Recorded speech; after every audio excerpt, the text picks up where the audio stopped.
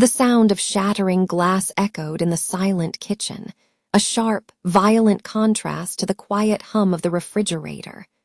My hand trembled, not from the force of the throw, but from the storm raging inside me. My heart hammered against my ribs, a frantic prisoner trying to escape. I stood alone amidst the glittering shards, my eyes involuntarily drawn back to the phone screen on the counter. I didn't want to see it. I didn't want to read his words again, but they were burned into my mind. "I miss you, Chloe." Just 4 words. 4 words from him were enough to undo weeks of carefully constructed peace. I wanted to scream until my throat was raw, to cry until my eyes were swollen shut, but I remained frozen, a statue of silent fury. Mark. The name was a ghost on my tongue, no longer tasting of love, but of something cold and bitter like ash. I forced my legs to move, carrying me to the sink. I twisted the faucet, and icy water rushed over my hands. I splashed it on my face, the shock a welcome distraction. I needed this. I needed to wake up from the phantom limb of his memory, to remember the person I was before he carved a piece of me away. Mark wasn't my first love, but he was the first man I had loved recklessly, with the kind of abandon you only have before you learn about consequences. He was also the first to teach me the true meaning of heartbreak. I met him at a friend's barbecue. It was a warm summer evening, and I wore a yellow sundress that made me feel like sunshine.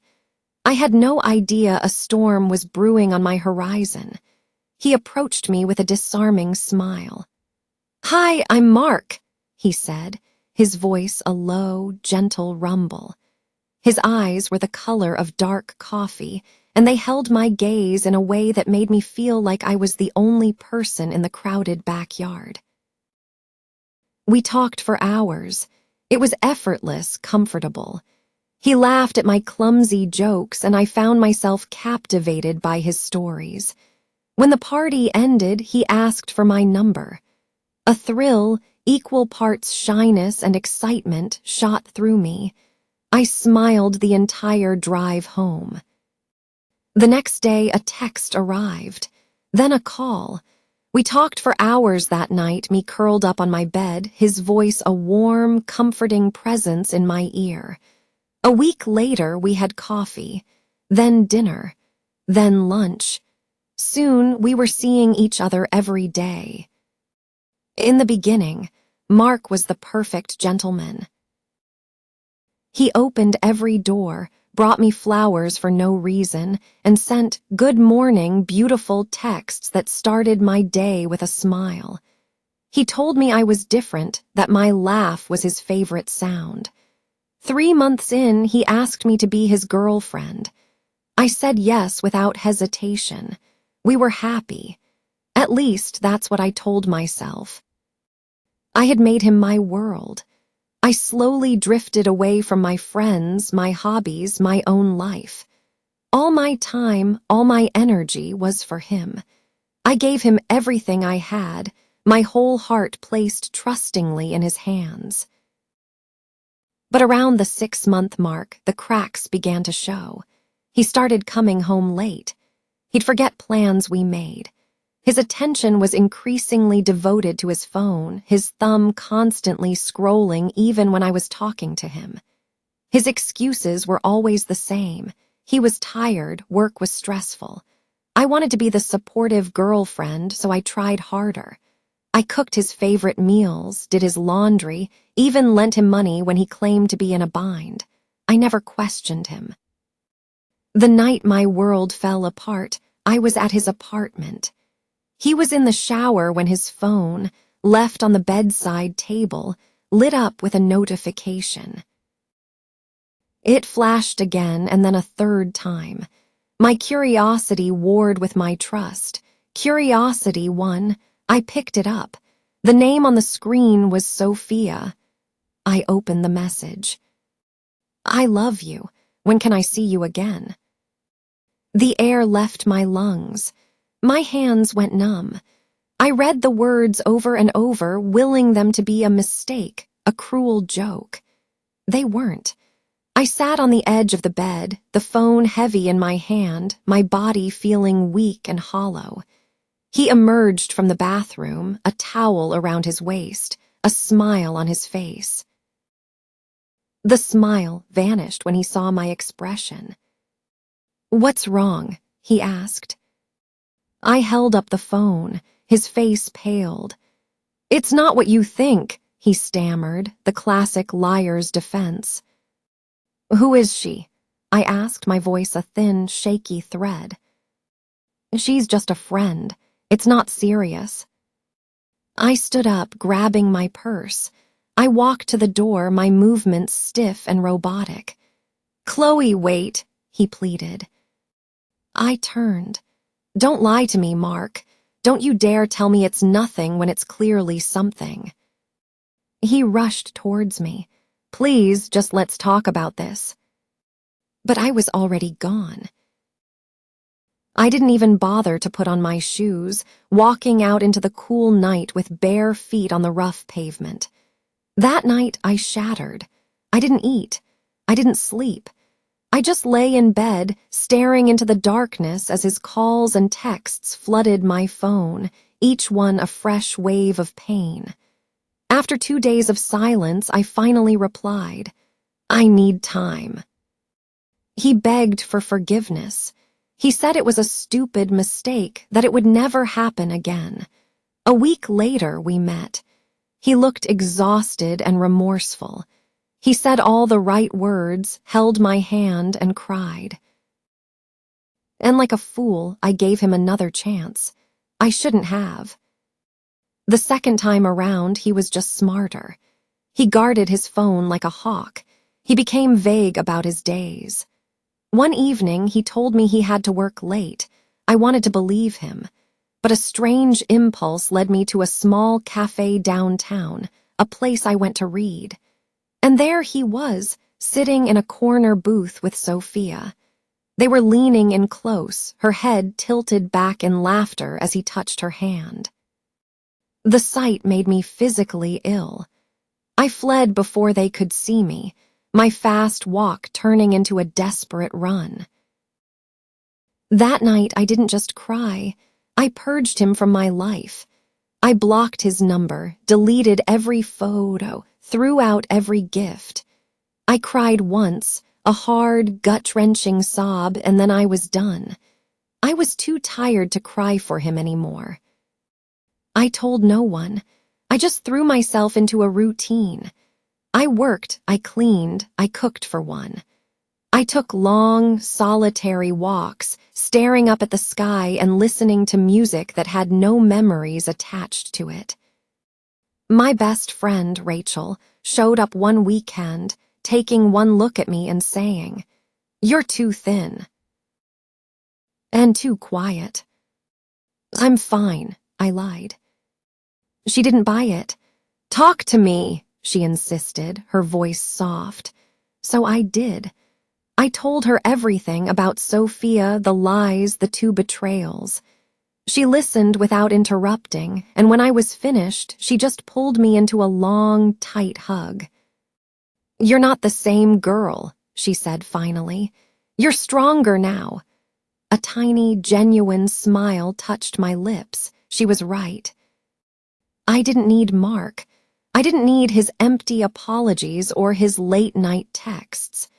And that's why today, when his message came through, I threw the glass. He still saw me as that broken girl who would come running back. But he was wrong. I'm not that girl anymore. I am not loving him again.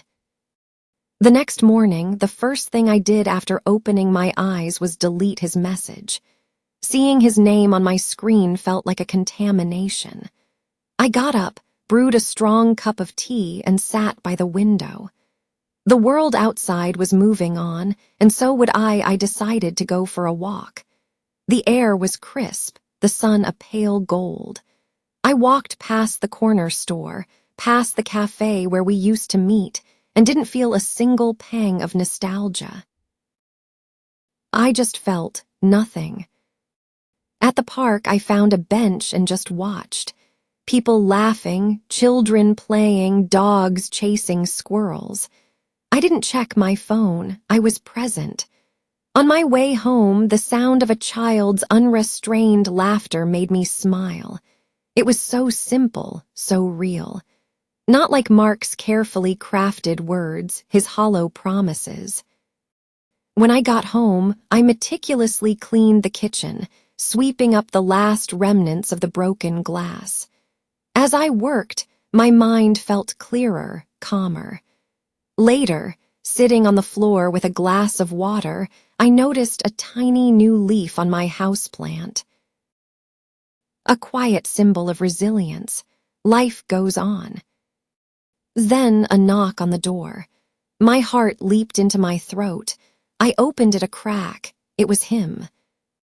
Mark stood on my doorstep, looking tired and sad.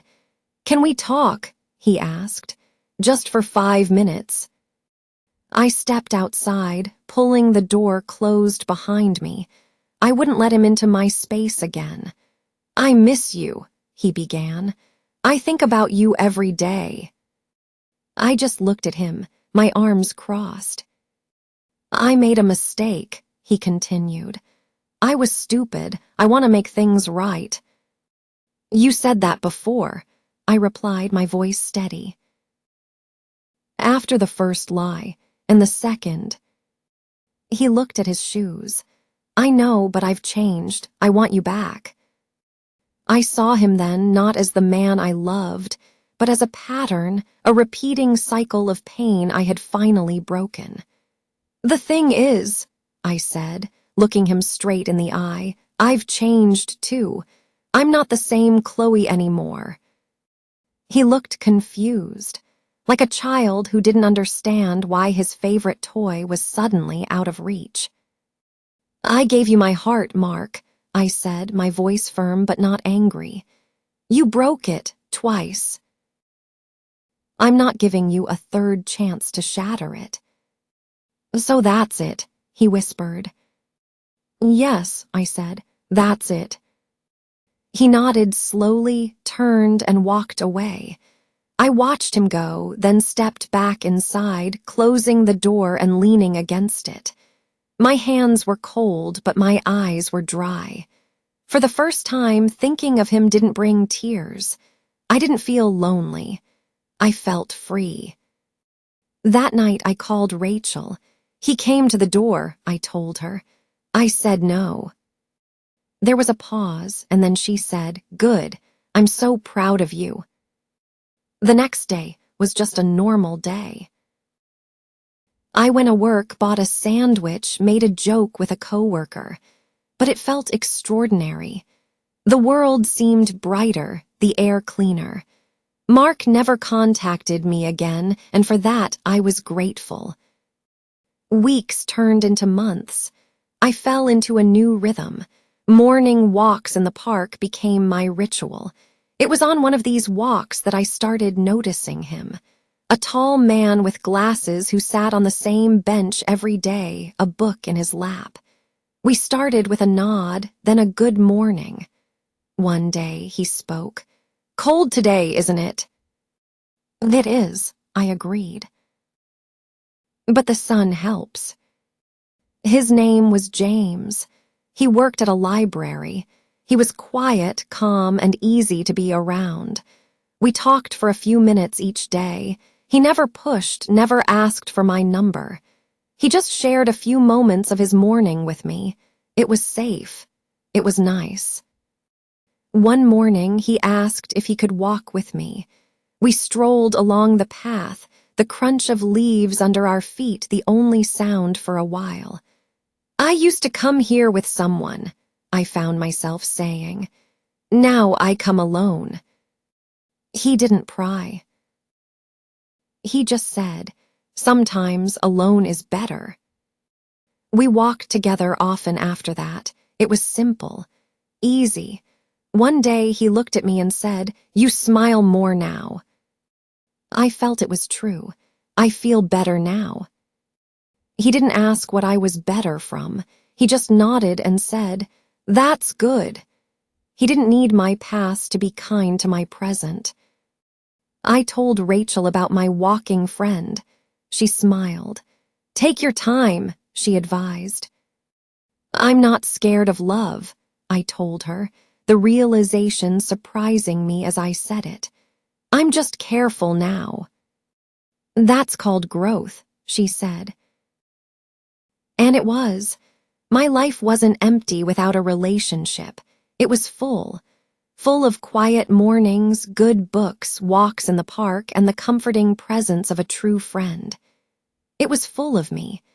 I no longer thought of Mark with pain, but with a distant sense of gratitude. He had broken my heart, yes, but in doing so, he had forced me to find the strength to put it back together, stronger than it was before. One day, as James and I finished our walk, he asked, "Do you ever feel ready to start again?" I thought for a moment. "Sometimes," I admitted, "but not yet." He smiled, a warm, genuine smile.